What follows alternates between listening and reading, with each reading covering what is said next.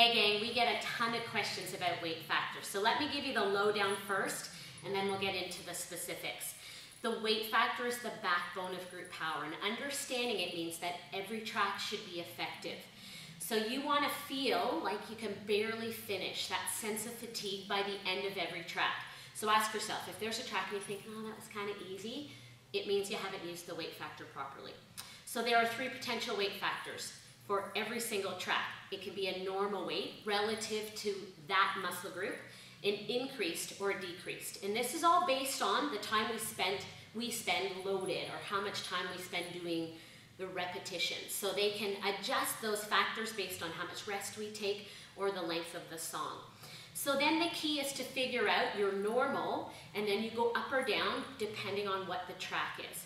So if you're not getting the results that you want, probably what's happening is you're not actually using the weight factor information correctly and changing your weights. So let's go through a quick run through. If this is your warm-up weight, you've got the 2.5 kilo in the 1. That's a pretty standard warm-up for the average female participant. For a normal leg weight, which is what we do second, typically you would double it, which would mean putting on this. Now, it doesn't mean you do that for the rest of your life. As you get stronger, it should be more than that. The chest track, although is lighter than our legs, so lighter than this typically, a normal chest, it can be at least as heavy, if not slightly heavier, than our warm-up. Now typically your back and leg weight is very much similar to your chest weight.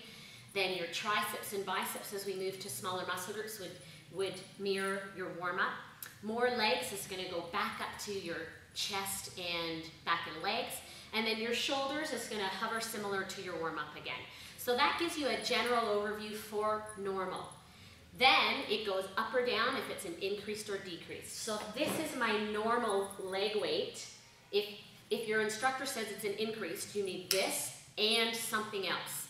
If it was a decreased, I would use a little bit less than that. So that is your general overview of the weight factor. So again, if you're confused by this concept, please, please, please ask your instructor.